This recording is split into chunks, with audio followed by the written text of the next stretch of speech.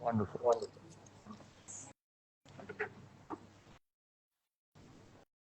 Should be good to go. Good to go. Oh, I see a little bit of a lag. Excellent. We have successfully gone live. All good. John, you can kick off. Okay, fantastic. All right. I can hear a little bit of some feedback on y'all's end over there. So if you guys might want to mute yeah, beautiful. Okay, fantastic. So good morning, good afternoon, whatever time it is in your part of the world. I hope it's a good one. I'm John Worrell. I'm the Director of Marketing here at QS, Quacquarelli Simmons. We are the owners, we're the creators of topuniversities.com and topmba.com. Today, I am joined by Professor Gerard Prendergast, Associate Dean of Internationalisation, and Mr. Ryan Mann, Associate Dean of Undergraduate Studies at the Hong Kong Baptist University's School of Business. So today is your chance to ask questions, to hear from Associate Dean and learn more about what makes HKBU, the School of Business, undergraduate and postgraduate programs so wonderful, and any other scholarships opportunities as well. So if you have any questions, please do drop it in the comments section, and we'll try to get to those today. We already have some questions lined up for Professor Prendergast and Mr. Mann, and we'll start off with Professor Prendergast. So Professor Prendergast, what makes it Hong Kong an excellent destination for pursuing a business education?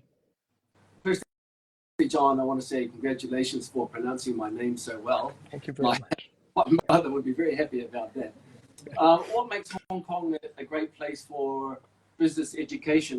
Firstly, I would say that Hong Kong is a gateway to China and Asia. So in Hong Kong, we get international students coming here to learn about China and Asia, and we get Asian students and Chinese students here to interact with international students. So it really is a place where East meets West. There's a melting pot. And there are not really many places in the world, I think, which bridge East and West to the degree that Hong Kong does. So there's that East and West integration.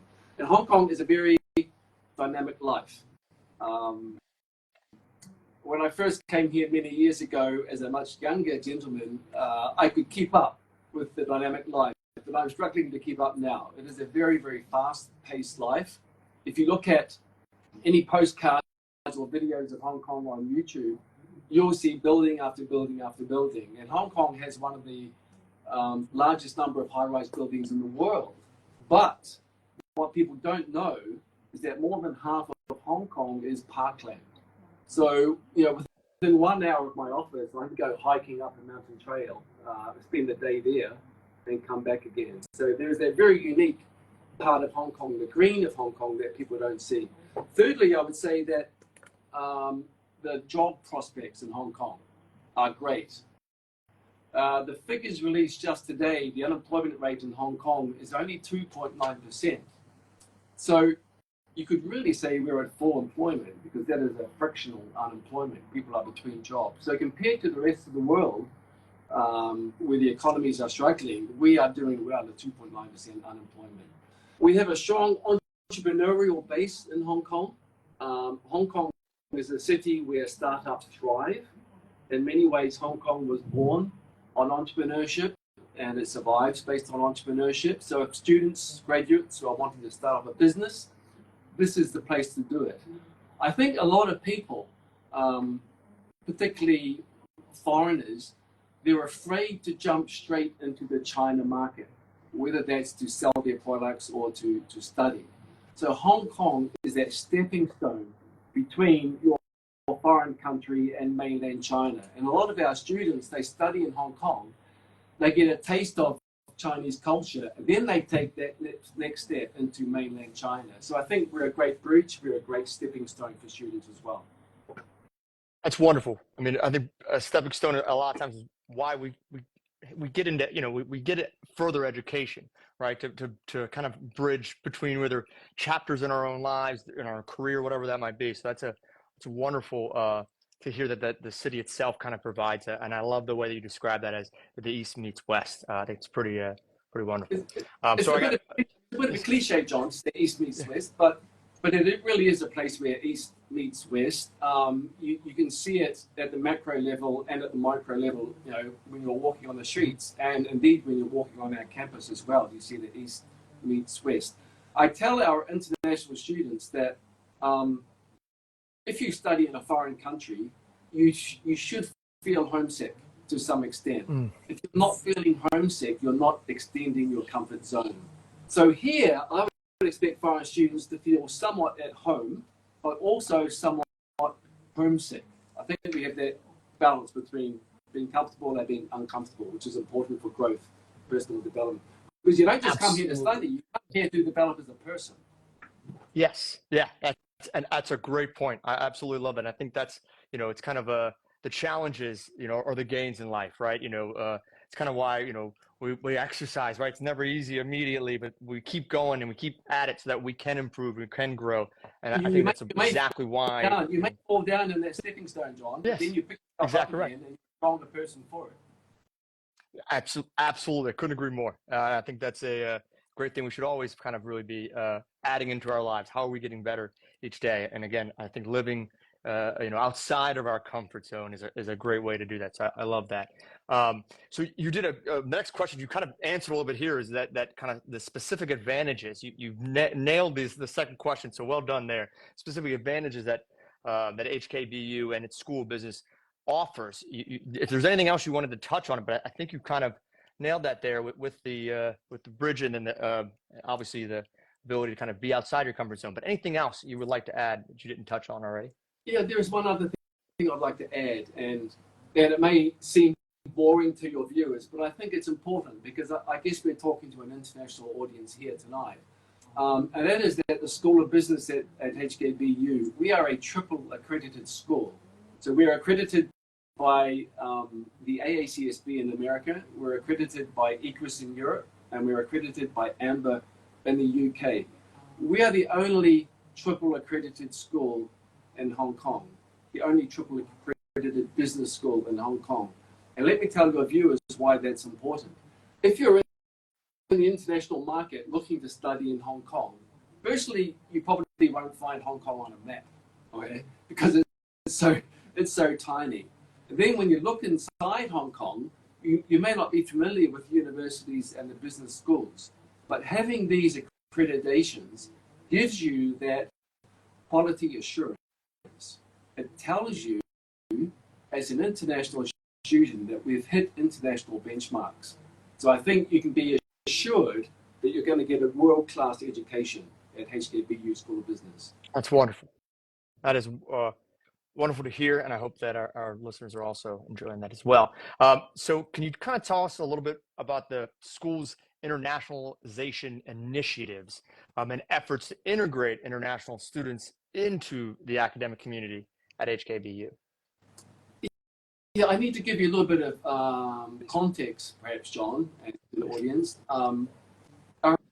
Around 15, for many years, Hong Kong universities were not allowed to admit international students, even being, you know, Asia's world city. Years ago, we were only for local students. But about 15 years ago, or 20 years ago, the government relaxed that requirement, and we're now open to students from all over the world. So the main challenge for us going back 15 years was to attract international students, both at the undergraduate and the postgraduate level. We've had a lot of success in that. In the School of Business, we've got 42 countries represented in the student body. But then we realized something recently, and that is that just attracting international students to our campus is not enough. There is no point an American student coming to our campus and hanging out with American students for a year or 4 years and then going back to the US and probably reading American textbooks while they're here. Okay? That's not advantageous to the American student, and there's no benefit to the local student. So our challenge now is not just building that diversity, which we've got, but integration. Integration of, you know, I remember when I was an undergraduate student. Can I share the story with you?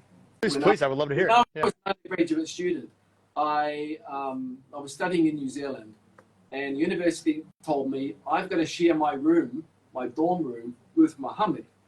Muhammad was a Muslim Indian. And I said at the time, and this was many years ago, I said, no, I don't want to share my room, my dorm with an Indian Muslim guy called Muhammad. No, that's not going to happen. Anyway, the university forced me to share my room with Muhammad. Muhammad taught me more than any professor in the university. Okay? Muhammad taught me that curry is delicious. He taught me that my first taste of goat was from Muhammad. He taught me about how to play cricket. He taught me about Islam. But more importantly, Muhammad taught me the importance of being open-minded, culturally sensitive, and having empathy. And he taught me how much you learn through differences. And that's important. You learn from people who are different, not the same. That's why diversity is so important, and that's why integration is important. Absolutely. Bringing them together. Couldn't agree more.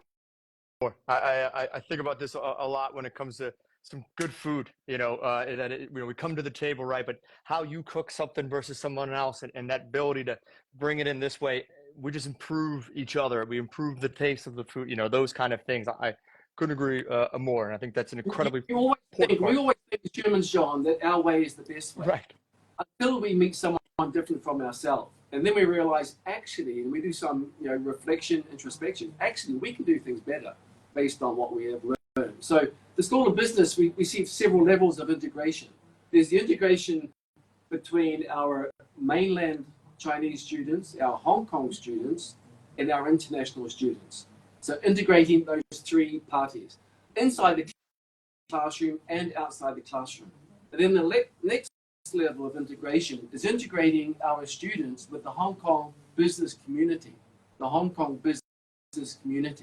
Because again, if you come to study in Hong Kong, one of Asia's world financial hub, if you study in Hong Kong and don't go beyond the campus, you're really not getting the added value. So we do whatever we can in terms of internships and practicums to integrate our international and local students with the Hong Kong business community. And then the third level of integration is integrating our students not just with each other, not just with the business community, but with mainland China as well. We have another campus just across the border in mainland China in Zhuhai called United International College. We are one university with two campuses. So we're achieving that synergies across the border as well. So all those levels of integration are happening. I love it.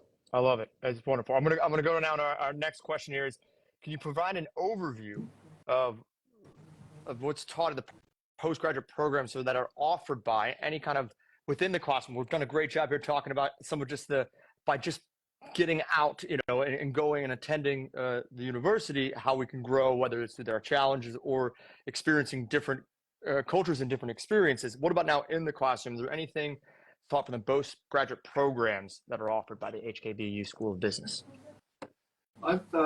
John, I've been in Hong Kong, believe it or not, for 27 years. And I know that's remarkable because I look 35, don't I? Yes, you do. But I've been here for 27 years. And every day that I wake up, it feels like my first day in Hong Kong. Because Hong Kong is always changing and evolving. We are a city based on change. We always say, if nothing changes, nothing changes. Everything is born from change. Everything is born from change. And Hong Kong reflects that. Prior to coming to Hong Kong, I was based in Europe, where things change much more slowly. But in Hong Kong, things change extremely quickly. It's dynamic and evolving. And this is reflected in our programs as well. So we have a fleet of master's programs and an undergraduate program. I think Ryan will talk to the undergraduate program later. But at the master's level, we have 10 programs. Alison, is it? How many master's programs we have? What is that? 10. Yes, we have 10 master's programs. I've got to check with Alison because we're evolving. We have a fleet of programs. We have stability, but of course, as the environment changes, we change our offering. Because the key mission of our school is employability. We've done our research. We know that when students are looking for a business school, they're looking for employment prospects. So we are closely connected to the business community and delivering what the business community wants. So we have a fleet of 10 programs. They integrate, or they offer specialization in things like accountancy, of course, business management, corporate governance, entrepreneurship, finance, fintech, human resource management, data analytics. So some of those are traditional master's programs, which you can see everywhere in the world over the years. Some of them are relatively new. The data analytics and the fintech programs, for example, are quite new. The corporate sustainability and corporate governance, that really reflects the theme of our school, which is corporate sustainability and corporate governance. That we're heavily focused. We heavily focused on ethics in the School of Business, business ethics. If it's not true, don't say it. If it isn't right, don't do it. I like that philosophy. I'm right there with you now. So we do have some questions from our viewers, but I want to think of big things on a lot of people's minds is I love to hear about scholarships. So a lot of our prospective students want to hear about some scholarships.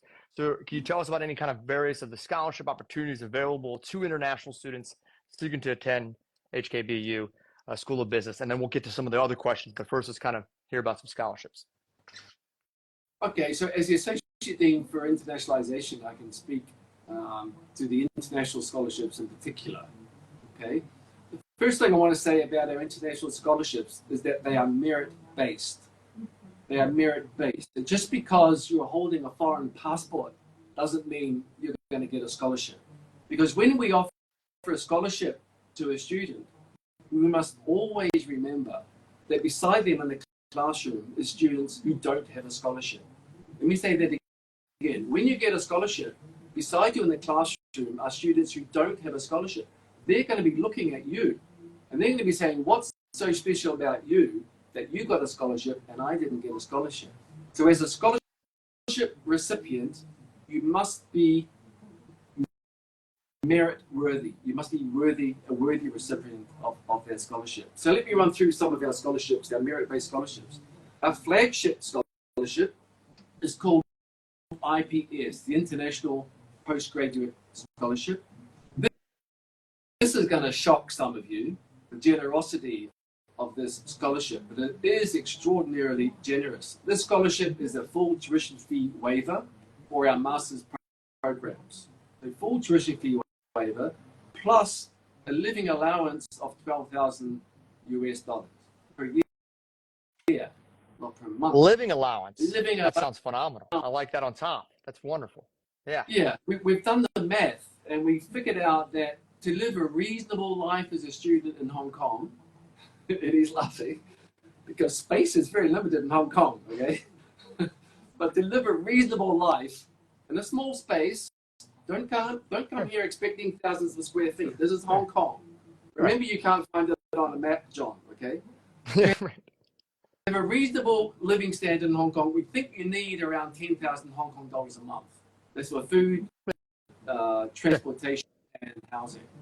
So this 12,000 USD is roughly, I think, 10,000 USD per month.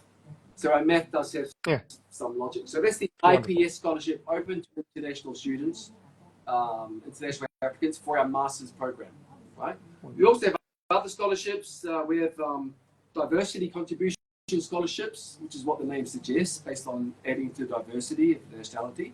That's half tuition fee waiver or full tuition fee waiver. Then we have some one-off entrance scholarships as well as performance scholarships at the exit stage. But the flagship is really the first one I mentioned, John, the IPS. Full fee waiver and $12,000. And we're not paying for your passport. We're not paying for your passport. We're paying for you to bring something different to our classroom because, as I said, we learn through differences. I love that. And if someone wanted to find information about, where would you direct them if they wanted to find information about scholarships? Where would you say they should be looking? Whenever I want information, I go to Alison, but I can't direct them to Alison. So we would direct them to the School of Business website. Beautiful. And there's a scholarships link in the School of Business website. All the information is there. Wonderful. The applications are considered on a rolling basis. So we don't accumulate them all at the end and then give out scholarships. As they come in, we start dishing out scholarships. So the earlier the better for applicants. Wonderful, wonderful. Okay, so I'm going to get to we got some questions that have come in real quick. We're going to answer these questions, and then Mr. Mann, we're going to come right to you. So hope you're ready. Thank you very, very much, Professor Prendergast. You've been wonderful. Still stick around, obviously, please. And we'll answer maybe these two questions we've got. And again, if we get some more questions as they come, we'll also bring these back up as well. But we got something from Jax Ford, has asked for applications for PhD still open. Do we know this? Applications for PhD, yes, they are still open. Okay, so the wonderful. PhD All right. is our four-year doctoral program. Wonderful. All right, Jax Ford and others that are interested in the PhD, the applications are still open. Wonderful. And we have Francisco has asked, does HKBU have an MSc, Bridging Engineer and Management? Do they have that degree? Francisco also asked about scholarships, which we've just touched upon as well. But I guess I'll repeat this question here. Does HKBU have an MSc, Bridging Engineering and Management? Is that a program or degree program or course available? No.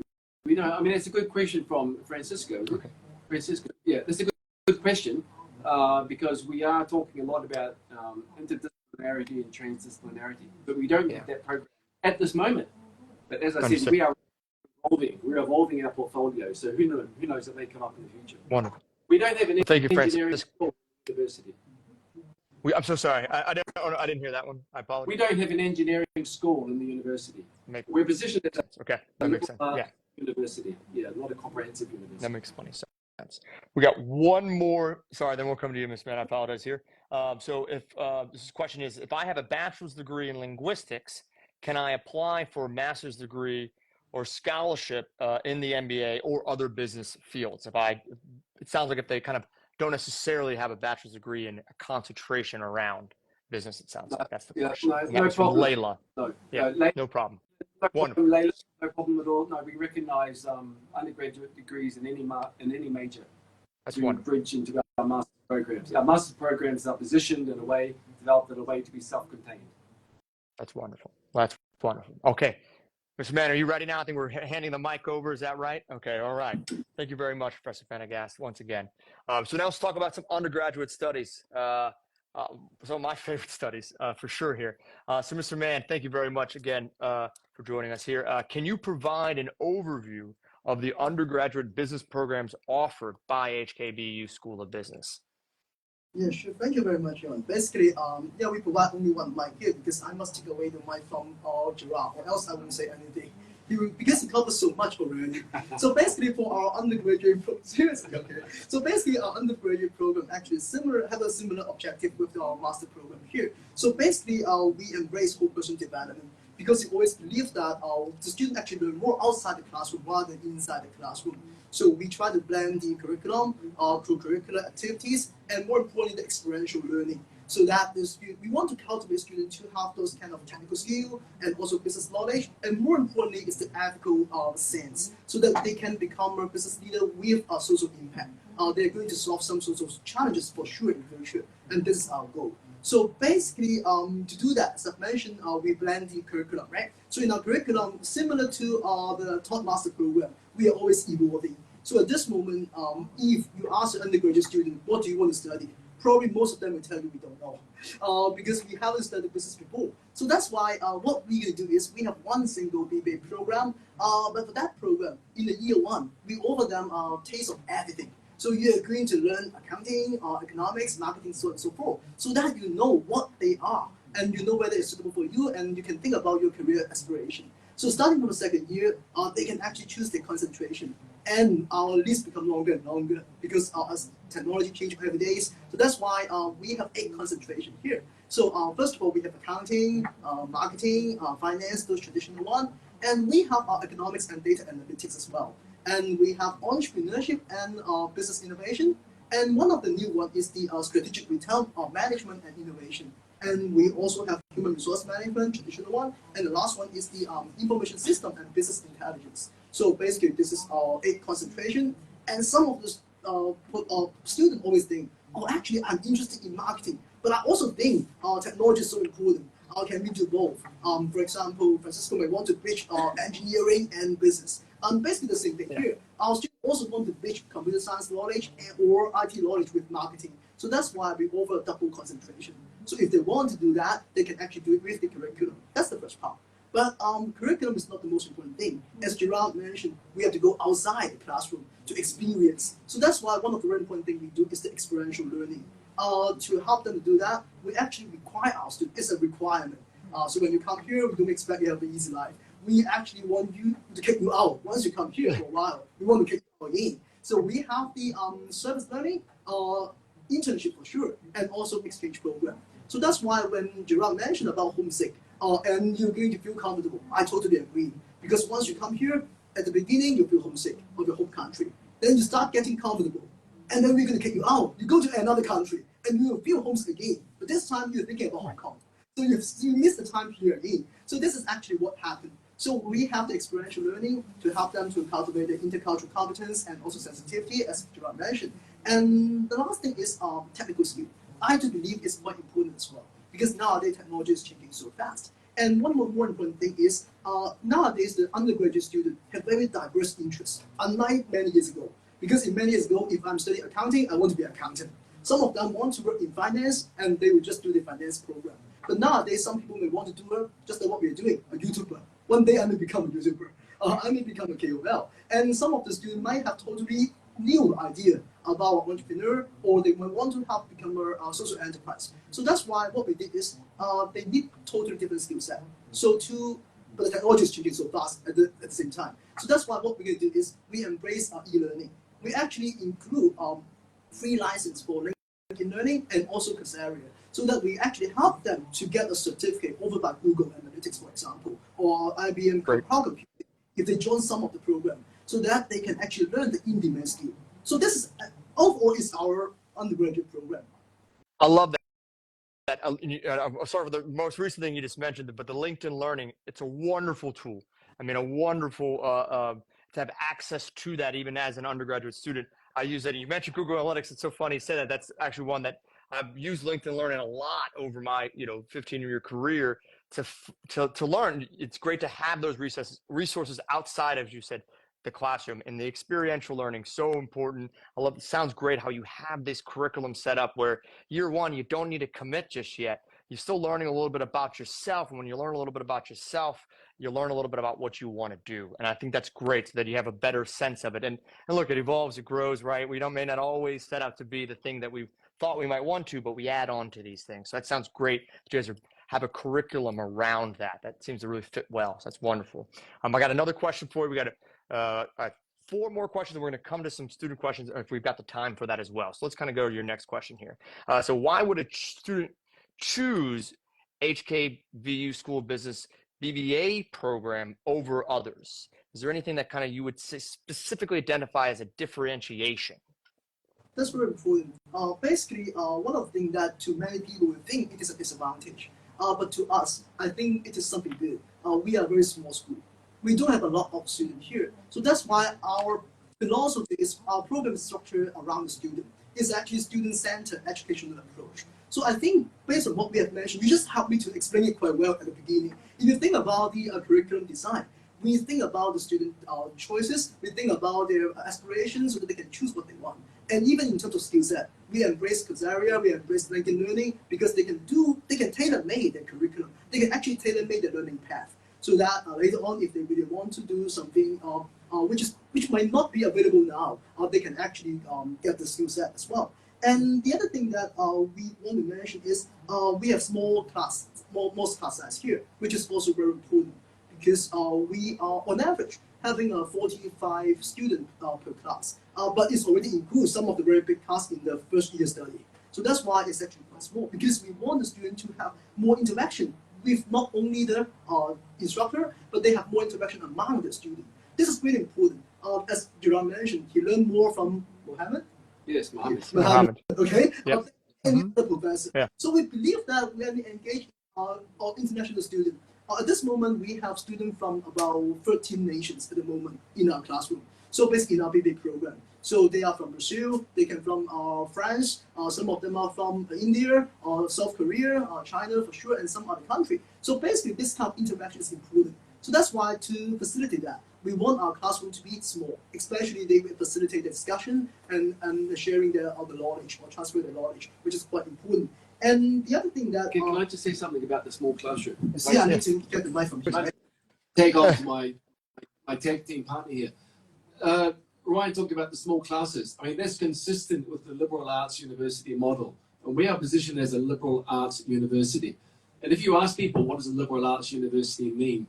You know, I think whole person education is part of the liberal arts model.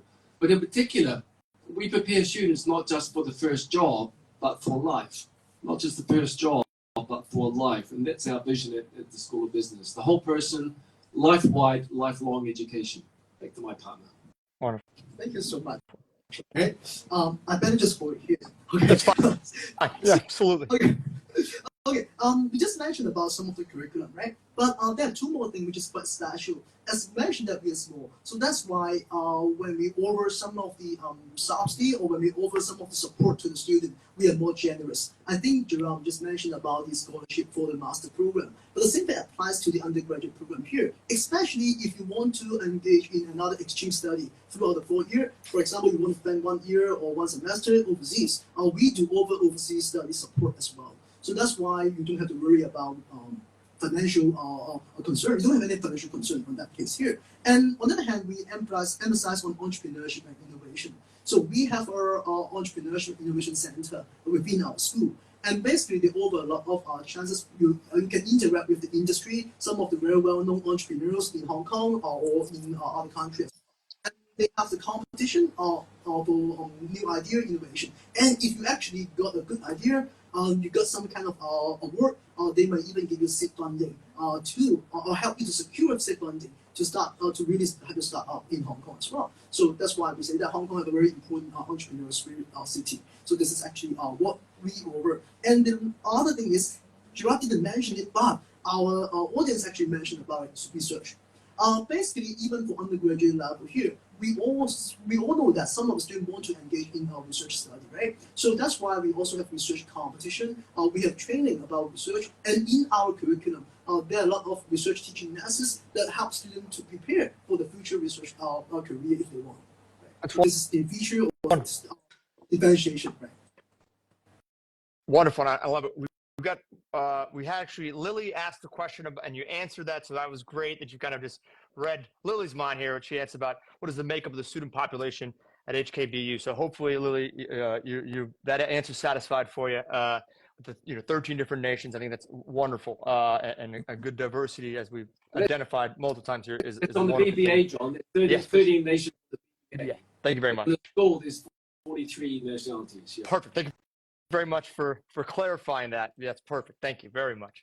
And you've also talked, one of our next questions here is going to be about experiential learning opportunities. You seem to identify those wonderfully. So unless there's anything else you want to add to that, I think you've kind of crushed that question. But if there's anything you wanted to add to it, I'll let you go. Actually, I can add, if you have enough time, I can add for another hour for that. But don't worry about it. Don't do that. Seriously, we just mentioned about exchange, right? So we actually have a lot of partners in the school level. We actually have 45 renowned institutions as our partner. Most of them are also accredited. So that's why some students may worry about when we go to exchange, we may actually go to some business school with a lower qualification or that. But don't worry about that. We are actually very selective, because we want our partner to be accredited as well, either by ACSB or EQUIS or something like that. So this is one thing here. And we also mentioned about internship.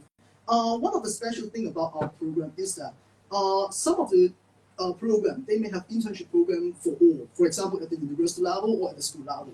But in our program, what we do is we have internship course for each particular concentration. Because to us, we think that for internship to be meaningful, it must be relevant to your discipline. So that's why if you're a marketing student, you might want your job to be in a marketing firm, being a marketing analyst, for example. So in that case, you can enroll in marketing internship course. But if you're working in finance, you definitely don't want, you might not want to be being a marketing consultant. In that case, you can actually enroll in finance internship. So all the jobs are actually related to finance. So this is one of the very important features for our students. And not only they actually got the experience, they also get a credit unit from the course as well. And you want to mic again? Sorry for hogging the limelight. Right. But he's doing so well. I've got to augment a little bit what he's saying, because you kind of open a can of worms. Just the experiential learning, okay? I mean, Ryan's detailed the actual examples of our experiential learning. It's a big deal for us for two big reasons. One is that it makes our students more job ready. And again, go back to employability, okay? And I mean, when students graduate from a business school, they all, when you compare other business schools, they all kind of look the same to an employer. But if our students can go in with a little bit more business nous to show they're a little bit streetwise, that gives them the edge. So it makes them job ready.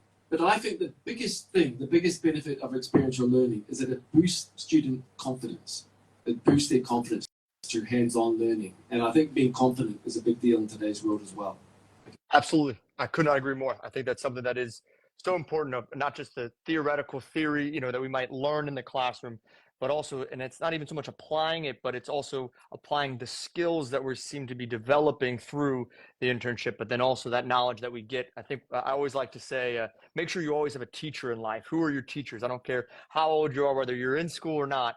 Who are your teachers in your life? Who are you learning that from? And a great place to find teachers is through an internship, possibly a direct manager, you know, something like that. But find some teachers to continue that learning. I could not agree more. And John, you mentioned both knowledge and skills there. Let me say something about knowledge and skills. Please. The thing is with knowledge is that these days a lot of it is Googleable. Yeah, sure. Knowledge, or ChatGPTable. Absolutely. Yeah? And it can quickly become redundant in a changing world as well, knowledge. But the skills that we teach and focus on through experiential learning, these are enduring over time and transferable across industry. So if I was a student, I'd be looking for programs that have a lot of skills acquisition, a lot of skills. It's very, very important. We often just think of university being knowledge, but it's not. We've got to open the doors and give students real world experiences. That's a great, I'm very happy that you did that. That's a good distinction to identify, but also I think you're absolutely right that ChatGPT, that knowledge is on our fingertips. So it's almost, you know, too easily accessible. So we really need to find a way to set ourselves apart from, you know, from others. So I think it's great. Teamwork, communication, entrepreneurial skills, stress management skills, time management skills, communication skills. I mentioned all of these skills. Yeah. Every employer is looking for them. They're all looking for them. Couldn't agree more. Absolutely. Right. So you can see we can have very good teamwork, right? And time management skills. Definitely, right? So the thing is, but actually there's another thing I think our experiential learning can actually help to nurture the student. It is their human skill, for example, empathy. Because think about it, when one of the experiential learning options is actually the service learning. Why we want to do that? Because nowadays we're always talking about ethical business leader. We are always talking about the SDG goals, social challenges. But at the most important part of this, to solve this problem, you must feel the world. You must have the empathy about other people. You must actually have those kind of human touch somehow. So how can we nurture it? It's hard. But through service learning, you're actually helping the NGO. You're actually working with the some other kind of social services. So in that case, you actually meet with the needy people and you actually work with them. So this kind of experience is not about skill. It's not about knowledge. It's more about empathy part. It's actually about the heart of the student. And it's actually very important for nowadays business education to us. So this is also part of our experiential learning as well. That's wonderful. We're getting some good comments as well here from our viewers. I think Allison mentioned how important she agrees with the soft skills.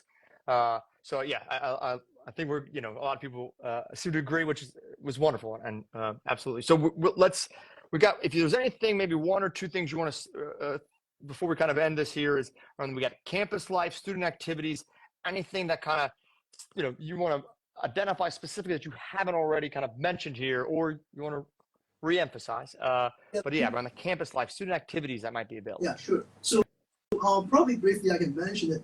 Many international students ask me the same question during the interview process. What are the campus life here? Something that they care about is diversity, and I think we have addressed that already. Yeah. And the other thing I would like to say is our university have one good thing. Most of the students actually say that the support, since we were admitted, since we received the offer here, we already contact you with all the information so that we're helping you through the entire process of visa application, all those kind of things. This kind of thing is very important to the student because when they come to the new environment, they know nothing about this city. So that's why they may not even know where to buy their lunch, for example. So we do have a lot of support in the university part at the very beginning.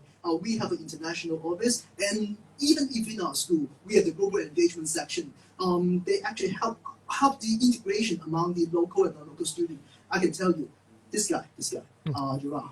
When you look at him, he's like an actor, right? That's why it's a BU Got Talent, okay? So we actually have an event called BU Got Talent. You want to see? So basically, I actually observed talent from Kazakhstan. I actually observed talent from Myanmar. I actually observed talent from Brazil, okay? They're doing different talent. So this is something that integrate our local student and non-local student. It's actually some kind of integration part. But another thing that students always ask me is, I'm interested in sport. I would like to play soccer or this kind of thing. Earlier I said that our campus is actually not as big as some other university in Hong Kong or elsewhere. But we do have all the facility there. So we have swimming pool, we have the gym room, we have the football pitch next to us with the track, okay? So field and track. So basically, all these things are available. And we have, I think you know, in BU, we have very good physical education program as well. So that's why our school team is good. We have a lot of Hong Kong representatives, our athletics here. So that's why if you want to play some sport or join some club, we do offer a lot of opportunities here. And another interesting question the student always asks is, I actually have an idea to open a new club. Is it possible? It's also possible in HKBU. You can actually apply to the student affairs office, and they will help you to do that as well. So our campus life, I think, in general is like this. But one thing I can share with you is many students worry about language. So they always worry about when you come to Hong Kong, I don't know Cantonese, I don't know Chinese character, can we live freely in Hong Kong? And I think you know it. In Hong Kong, English is one of the official language. So that's why most people in Hong Kong, they can speak or communicate in English fluently.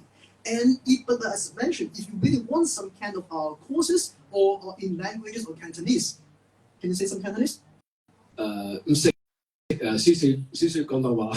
Okay, you see, so our foreigner usually can speak Cantonese quite well. So that's why our school actually offers some kind of language courses to help them to learn Cantonese as well. So this is, in general, people enjoy it. And one thing I would say is, people sometimes worry about discrimination. And in Hong Kong, it's a city which is very diverse. It meets West, or West it meets as well. So basically, we don't have much this problem, and we can see the students actually wandering around quite peaceful and quite happily. This is what I observe. Wonderful. We've got some questions here from our audience, so we're going to kind of just we have another question about graduate employability. So if there's anything you could speak on in terms of the recent graduate employability rates from HKBU, because obviously that's an important part as well. That's why we go in further education is also to be employed as well. So any thoughts? So let me say something about the undergraduate program. Our PBA program, within 6 months, we actually got the data from the university. Within 6 months, the employment rate is close to 95%. Wow. So basically, it's really high. And actually, they are not going to some kind of low-level job. Our students actually go to investment banks, some of them last year, and actually they actually go to some big four for their first graduate. So, for example, I can give you one example here. Because our unique training that satisfies people different career aspiration. Last year, we have 3 students. We have 3 students from the same concentration, econ and data analytics, who enter the same firm called KPMG. 3 of them are all in different departments. One of them is audit. The other one is fintech, and the next one is data analytics. So basically, 3 students from the same concentration, because they got different skill set, they enter a big firm in 3 different departments last year. So I think it actually says a lot about our training, our whole personal development as well. That's wonderful. So we got a question here from, so sorry. Yeah, please go on. Yeah, just a footnote on employability, because as I said, we've done our research. We know that students are looking at employability as a #1 reason for choosing a school. So we in the School of Business, we actually have a careers section So we have a dedicated unit to preparing students for the workforce when they graduate. And we have an active alumni, more than 20,000 alumni, who are willing to help our students step into the workplace as well and support them. So in terms of the postgraduate programs, again, we are at 90-something% employment as well. We've got an MSc BM, an MSc in Business Management program, which is in the FT 100. And it performs strongly, not just on employability, but the salary increase after 1 year. We are one of the best performing programs in the FT 100 on salary increase after 1 year. Something else our international students should know is that all graduates from universities in Hong Kong are entitled to a 2-year visa to stay in Hong Kong after graduation. It's called an EN visa, IANG. So international students graduating from our university, our school, can stay here for 2 years, do whatever they want. But usually they use that time to find a job or start up a business. Yeah, that's wonderful. And that's an incredibly important, part of studying it, being an international student, wherever you are studying at, is that ability to kind of stay after you've graduated, to be able to use that network that you might have developed, locally, and to then be able to kind of further we're bringing this up, stepping stones of one's career. So that's wonderful. And good 2 years, I feel like it's a very adequate amount of time that you could use to do that. So that's great. That's great news. We have another question from Omar, but we've kind of touched upon this, but asked if students can get internships during their master's, and then will the university help? I believe you guys have touched on that. That's absolutely a yes. So that's great. Thank you very much, Omar, for that question. And if there's anything else in terms of scholarships, you've mentioned obviously the IPS, but if anything for the undergraduate students that might be different, Mr. Mann, that Dr. Prendergast you had touched on, but for the, again, undergraduate studies, that kind of scholarship opportunities, if you'd like to, please. Right. So basically, at the undergraduate scholarship part, is also merit-based, as Gerard mentioned here. So the university HKBU have the admission scholarship for non-local students. So the tuition waiver is actually 160,000 Hong Kong dollar is a tuition waiver. But if you get a full scholarship, you get another living allowance of 50,000 Hong Kong dollar. So altogether is 210,000 Hong Kong dollar as a full scholarship. It seems like amazing. But if you listen to Gerard earlier, we do the calculation. 50,000 Hong Kong dollar is not enough for you to have a reasonable life in Hong Kong. So what we do is our business school actually offer some special once-off allowance for students. So basically, a once-off allowance is about either 20,000 Hong Kong dollar or 40,000 Hong Kong dollar, depending on your again merit base, right? So that's why if you count the number, it's actually consistent with our calculation earlier. Okay, so we will hope everyone, not only master student but undergraduate student, can enjoy a reasonable life in Hong Kong as well. That's wonderful. Thank you so very much. And I'm loving hearing this, and it sounds like a lot of people in the comments are also really enjoying. Also, you two is interaction, so you guys are great and wonderful. So thank you guys again, Ryan, Gerard. Thank you very, very much for today. Hope everyone's kind of got some good information, some insights from this. And yeah, thank you. We'll have to do a talent session maybe later. Professor Prendergast, it sounds like you got some talents, and we would like to put that on display. But maybe that will be for next time. But thank you guys both very much for joining. And if there's any other questions, we want people to do that. Thank you very much. All right, let's have a go. Appreciate you.